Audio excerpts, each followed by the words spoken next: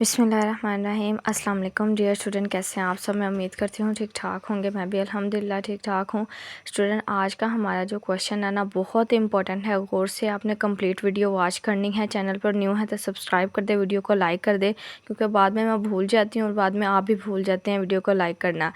Video को subscribe करना इसलिए ज़रूरी है ताकि आने वाली वीडियो का नोटिफिकेशन आपको टाइम टू टाइम मिलता रहे और एलएचवी से रिलेटेड हर किस्म की इन्फॉर्मेशन, हेल्पिंग मटेरियल आप तक पहुंचता रहे। हमारा आज का जो सवाल है ना बहुत इंपॉर्टेंट है। Define home visiting, it's main rule and purpose of making home visiting. ये एलएचवी पार्ट 2 ग्रुप बी का चैप्टर फर्स्ट का लास्ट क्वेश्चन है और बहुत इंपॉर्टेंट है। अक्सर पेपर में आता है, पास पेपर उठा के देख लो, उसमें भी काफ़ी दफ़ा रिपीट है। इसमें सबसे पहले आपने इसकी डेफिनेशन करनी है, इसके रूल्स करने हैं, इसके पर्पस करने हैं कि होम विजिटिंग करने का पर्पस क्या है या इसके कौन कौन से रूल्स हैं। एक एलएचवी, एक मिडवाइफ क्या क्या चीज़ें फॉलो करती है। सवाल को समझ लिया, इसके बाद अब हम डेफिनेशन करते हैं। नोट डाउन कर लीजिए। डिफ़ाइन बहुत इंपॉर्टेंट है। शॉर्ट में आए तो 2 नंबर की डिफ़ाइन और साथ आपने इसके कुछ जो है पॉइंट लिख देने हैं। लॉन्ग में आए तो इसके रूल्स, या तो रूल्स आपसे लॉन्ग में पूछेंगे या आपसे पर्पस लॉन्ग में पूछेंगे, कोई एक चीज़ अटैच कर देंगे। तो डिफ़ाइन करते हैं। Home visiting is when a health care workers visit a patient home to provide medical care, support and education.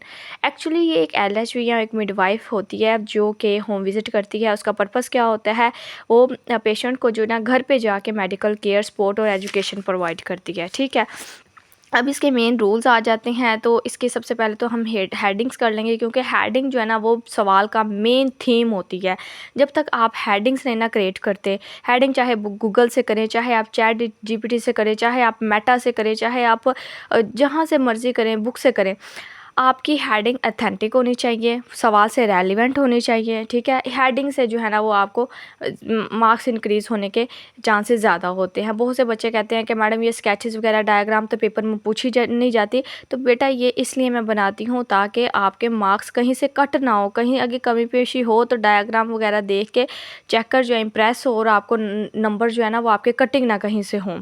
ठीक है, तो सवाल की तरफ आते हैं। Main rules of home visiting, सबसे पहला है जी इनविटेशन।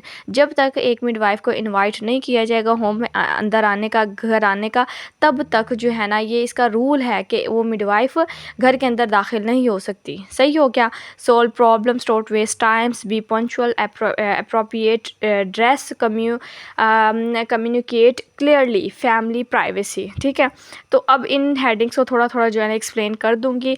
4-5 पॉइंट है। अगर आप हर टॉपिक को या हर लेक्चर को इस तरह से सुने कि आपको जो है ना डिफाइंस और इसके हेडिंग ही जस्ट याद कर लेना, तो आप मेरा नहीं ख्याल कि किसी भी बच्चे की कभी एलएचवी में सप्ली आ जाए।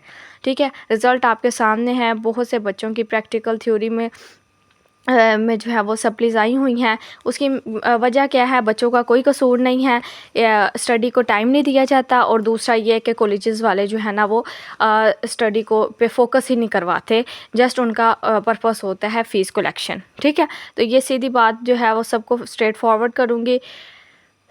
तो हमारा जो है ना दोबारा से हम सवाल की तरफ आते हैं। मैं बातें करना शुरू हो जाती हूँ क्योंकि साथ साथ जो है ना वो फिर ये चीज़ें बताना भी ज़रूरी है ताकि जो है ना आप गुमराही से बच रहे। दूसरा पॉइंट है हमारा सोल्व प्रॉब्लम्स है। You are theirs to have the families to identify और सॉल्व देयर प्रॉब्लम। अच्छा, जब आपको हेडिंग आ जाएगी ना तो आपने उसकी जो है ना एक्सप्लेनेशन 2 से ढाई लाइन में आप खुद कर सकते हैं कि हम फैमिली में, अब हम किसी के घर में क्यों गए हैं, हम उसके प्रॉब्लम को सॉल्व करने के लिए गए हैं। ठीक है, don't waste time, they may have a lot of work to do. आपने बहुत ज़्यादा काम करना है, आपने दूसरे होम्स को भी विज़िट करना है। जैसे कि CHS की जॉब्स आपको पता है कि आजकल निकली हुई है, CHI की कम्युनिटी हेल्थ इंस्पेक्टर, वो भी होम विजिटिंग कर रही हैं। तो आपने इतना काम करना होता है, आपने किसी घर को ज़्यादा टाइम नहीं देना और बस आपने डाटा कलेक्ट करना है, इन्फॉर्मेशन लेनी है, उनको जो है वो जो प्रोवाइड करना है, जो आपको ने उसको नॉलेज देना है या एजुकेट करना है, करके आपने जो है ना नेक्स्ट अननेसेसरी जो है ना वो बातें नहीं करनी। ठीक है, समझ रही हैं। Be punctuals, arrive on time and respect their schedule. Punctual होना बहुत ज़रूरी है। यह नहीं कि ड्यूटी आपकी स्टार्ट हो रही है 9 बजे और आप 12 बजे पहुंच रहे हैं, तो ये बिल्कुल गलत हो जाएगा। अप्रोप्रिएट ड्रेस आपका होना चाहिए। इसके अलावा आपने जो कम्युनिकेट करना है पेशेंट के साथ वो क्लियरली करना है। ऐसा नहीं करना कि जल्दी जल्दी बोल रहे हैं, पेशेंट को समझ नहीं आ रही क्या पूछा गया है। जो पेशेंट के साथ करने वाले हैं उसको ज़रूर बताया जाए। ये बहुत एक है ना अहम चीज़ है कि पेशेंट के साथ हम उसका जो शुगर चेक करें, ब्लड प्रेशर कर रहे हैं या उसको बुखार का जो है ट्रीट कर रहे हैं, तो हम उसको बताते ही नहीं हैं, हम उसको कुछ समझते नहीं हैं। हम कहते हैं रिपोर्ट है, आगे जो है ना वो कोई मशीन बैठी हुई है, तो हम उसके ऊपर अप्लाई कर रहे होते हैं सारा कुछ। पेशेंट को कम्युनिकेट करना, उसका जो है ना वो इस तरह अगर हम पेशेंट को गाइड नहीं करेंगे तो वो ना अपना डर की वजह से उसका जो है ना वो up and down blood pressure हो जाता है कि पता नहीं ये क्या करने लगे हैं मेरे साथ। कुछ लोग जो है वो अंडरस्टैंड कर जाते हैं और कुछ आजकल तो बिल्कुल ये सीन नहीं है कि पेशेंट को कुछ बताया जाए।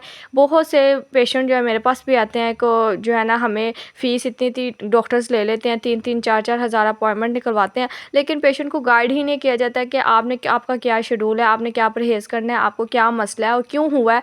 इस सारी चीज़ें पेशेंट को बताना ज़रूरी है ताकि उसको अपनी जो है ना डिज़ीज़ के बारे में सारी इन्फॉर्मेशन हो कि मुझे ये मसला है, मैंने ये करना है। ये चीज़ें बहुत ज़रूरी है। अच्छा जी, फैमिली की प्राइवेसी का भी आपने ख़्याल रखना है, ठीक है?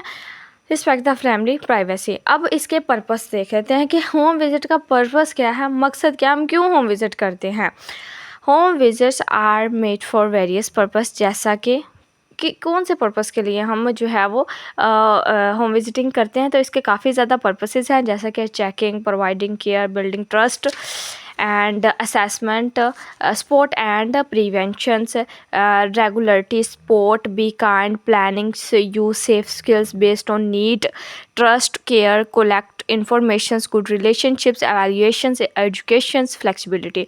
अच्छा, ये जो पॉइंट मैंने आपको 7-8 बोले हैं ना, ये आपने हेडिंग जो है ना वो बुक के किसी कोने पे लिख लें, क्योंकि ये सारी चीज़ें आपको बुक में नहीं मिलेंगी। तो आपने ये एक्स्ट्रा चीज़ें जब इंसान एक एक्स्ट्रा चीज़ें एक्स्ट्रा सर्च करता है ना, तब ही जो है ना वो कामयाब होता है, तभी उसको कुछ ना कुछ जो है वो हासिल होता है। ये टॉपिक जो है ना बुक के अंदर आप देख लें छोटा सा है, कुछ तो बहुत लेंथी होते हैं जिसमें काफ़ी ज़्यादा जो है ना वो दुनिया का जो है वो नॉलेज दे देते हैं किसी टॉपिक में, और कुछ ऐसे होते हैं जो बहुत शॉर्ट होते हैं, जिसकी जो है ना पैराग्राफ की फॉर्म में होते हैं, और पैराग्राफ वो अगर पेपर में लिखते हैं तो वो वैसे नंबर हमें गेट नहीं होते।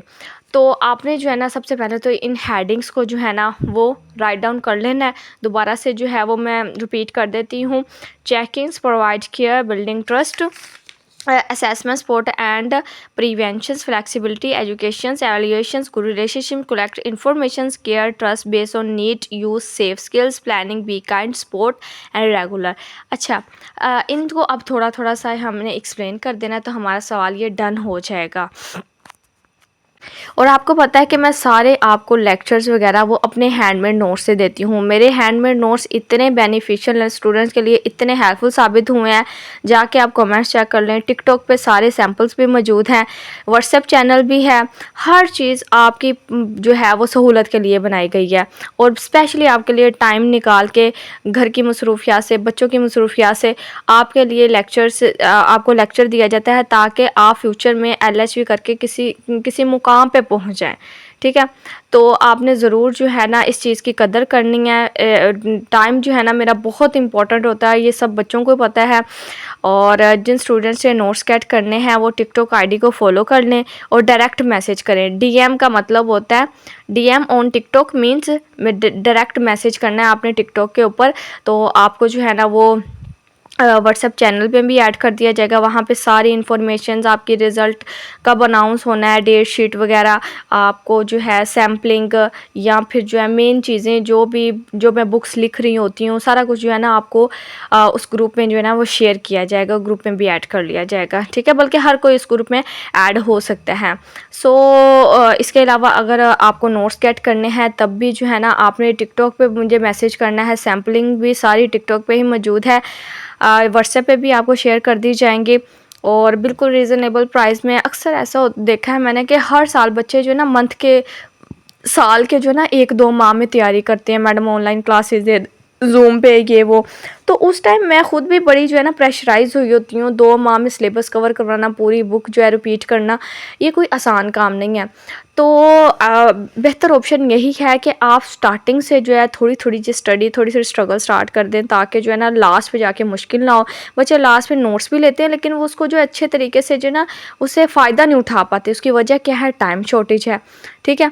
तो अभी से जो है ना वो सारा कुछ आपने मैनेज खुद करना है। 2 साल स्टडी को आपने ज़रूर दें और अच्छा सा अपना जो है ना फ्यूचर बनाएँ। एलएचबी का माशाल्लाह बहुत अच्छा स्कोप है आगे, या आगे जाके आपको पता चलेगा बाहर की कंट्री में या इधर हर जगह पे जो है ना वो बहुत अच्छा जो है ना इसके एलएचबी का जो है ना वो अच्छी सैलरी है, सब कुछ जो है ना इसका बहुत अच्छा है।